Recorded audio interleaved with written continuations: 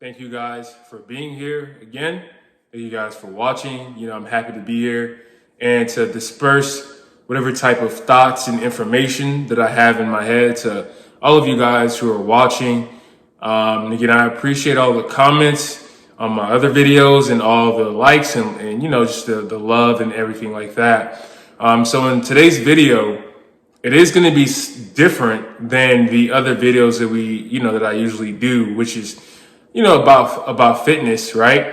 But if you go through my discography, you will see I actually have videos on other things like finance and all of whatever that piques my interest, right?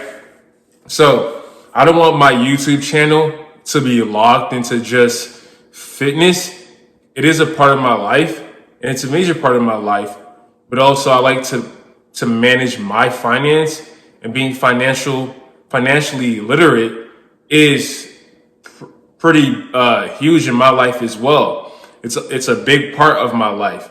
When I graduated college, I actually had a really big interest in finance and things like that when it comes to the stock market, especially, and just knowing how to manage my own money, right? Because I feel like your money is for you to manage and you to watch over and take care of as much as you possibly can.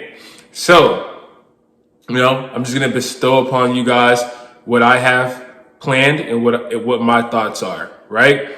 So we're in 2023, right? I'm going to give you guys my 2023 stock, prediction or what I'm investing into as of right now, and what I'm going to be primarily investing into 2023 and beyond, and why I'm going this route. It may not be news to a lot of you guys, but I'm going to go over it with the people who care. And again, if you do care, you like it, please leave a comment, like, and subscribe. So, nothing has really changed for me in my investing plan from 2022, right? So I'm not really worried about market crashes and things like that. I pretty much primarily put in around the same amount that I want to every single month. I may put in more. Really, when I get paid is when I actually I invest like a portion of that into whatever stock of my choosing, right? And I've been doing this for a while. I'm not a person who is really swayed or dictated by something crashing, because I already know that money is a fleeting object. That's what you want to have in your mind. Money comes, money goes. And yeah, if you want to make an investment, sometimes it's going to go down and as well as go up. There's nothing that's really secure in the world that we live in, right? There's nothing that's like, oh, this is it and that's that, right? The only thing that really is death, right? So, not to get too crazy on in this topic, but I just want you guys to understand my mindset and how I look at money. It's a tool, and I know that it has to be deployed, and I know that there's a possibility that it will come down. But the thing is, I shouldn't have any fear, because that's just the way life is, but I shouldn't also make, risky decisions. So, you got to make educated decisions, but you also shouldn't be scared if what you're investing into isn't doing so hot. So, I pretty much primarily, I do a lot of ETF investing, right? So like QQQ, like I do the VU. QQQ is one of my favorites. I do VU. And as well as I have like primary stock investments as well. So like Costco, right? And also Thermo Fisher. I like to pretty much just stick consistently with what I have. And when I have the VU, that's an index fund that contains pretty much the S&P 500. So it's pretty much just a stable way for me to put my money into, to gain pretty much like a percentage increase in what I have, right? So it's right now, of course, the stock market isn't doing so hot, so I can't say that it is going up in the best way possible. But when it does start going up again, then I will be getting that that return. So that either a 10% return, 5% return, et cetera, right? Instead of keeping my money in a bank where I'm only getting 0.03, right? And then plus there is inflation, which is at like 6%, which is then eating my money anyway. So I'm not really making anything.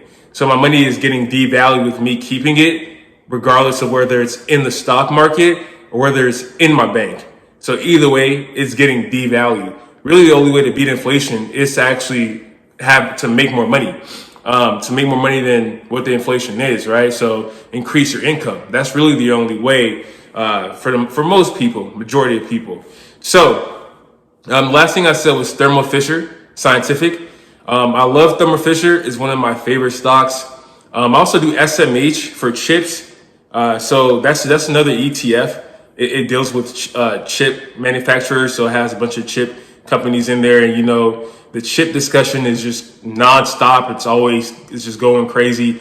So let me talk about what my plans are for 2023. And for 2023, again, I'm continue to investing in those companies that I already have, but I also want to actually start investing more into healthcare, right? And I know healthcare isn't new and et cetera. It isn't something like spicy or whatever, like Chat GPT or something like that. But the reason I want to do healthcare is when I took a look at XLV, I believe, I'm going to put all this stuff up here, in this video. When I took a look at XLV, which is an healthcare ETF, again, I love ETFs, as you can tell, but I also do invest in individual stocks, right? But I do love ETFs. So when I looked at XLV ETF for 2022, it actually went up by, I think, 0.10 in terms of percentage for that year, which is really low. But in the grand scheme of things, when you look at how the stock market was doing not too well last year, most things were down 10% or even more than that. And you have XLV, a healthcare ETF, that's actually up 0.10%. So that goes to show you, when the economy isn't doing so well, when we're in a recession, when we have all these, when we have high inflation and other things like that, that healthcare primarily does really well. And it's like, okay, you put your money in there. Like, let's say you put your money in there, you didn't lose anything in that year. You actually gained a little bit, right? I know it's not enough to offset anything, but you gained something. So that is going to be my primary investment this year. Thermo Fisher it deals with healthcare. They make they create like all those things for like the laboratories and stuff like that. So that's why I like them. They create laboratory tech and things like that, right? So when you look at XLV, you're going to see that it has a bucket of stocks in there. And, give me 1 second. I'm going to pull it up. So I'm going pretty aggressive in XLV for this year. It's going to be my consistent investment for this year and, for the years to come. Because as you know, healthcare is something that no matter what you're in, a recession or whatever, it's a stable industry, right? People are always going to have healthcare related issues, which is unfortunate and everything. But, that's what life is, right? So as we age, we tend to have health related problems. And that's why, it's a stable industry because it's not going to be something that can just be removed, not necessarily. And, it's going to continue to grow. We're always looking for healthcare workers like nurses, doctors, staff members, etc. So I look at it as a very stable industry, one of the more stable industries, and not just because of my thought of the industry. It's actually something that if you look at XLV, like I already discussed, it actually went up a small percentage, but it went up during a time when everything was going down, right? Except for like gas. That's pretty much it. And maybe some other industries, but most things pretty much went down last year, right? So we can all agree upon that. So when you look at XLV, right, which I'm going to put all this information up here, you can see that right now the current price is $133.60, which isn't too bad. It isn't too expensive. And you look at it for like all time, it does extremely well. And it's just to me, it's just a great ETF because when I look at it at all time, it's trending upwards within the market. It doesn't really trend down like that. So if you look at the top 10 holdings of XLV, you see that it's number one is United Health Group, pretty good company that holds about, I think it's 10%, well, 9.30% of the entire XLV ETF, which is a pretty good chunk. That's pretty much almost 10% of the XLV. Then we have Johnson & Johnson is the next one. And these are all things you can buy individually, but why would you want to buy it individually? You can. I have nothing against individual stock picks. I have Microsoft, I have Apple, I have Costco, I have a whole bunch of stuff, guys. And I love them. I love acquiring the portions of that company. But the thing is, I also love safety, right? So when you are too much allocated into one company, then you're more subjective to the ups and downs of that company. Where you can get a basket of things like XLV or VU or QQQ, which can go down as well. But you can mitigate your risk by having your funds be spread across a bunch of good companies that are being not necessarily actively managed, but at least looked upon by, people who are smarter than you and I, right? I said you and I. Okay. So then we have American Co. and then Eli Lilly, Abivai, Pfizer, and Thermo Fisher Scientific is I think number 7. Then we have Abbott Laboratories, Danaher Corp, and Bristol Myers. So pretty much a good set of companies, and they obviously did well last year because XLV was up. So you get a percentage of all these companies when you buy XLV, right? So it's just great. And I just want to tell you that's what I'm going to be aggressively attacking for this year. So it's going to be that. And it's also going to be all the stuff that I already have, like QQQ again. And yeah, pretty much that's it. I keep myself really plain and simple.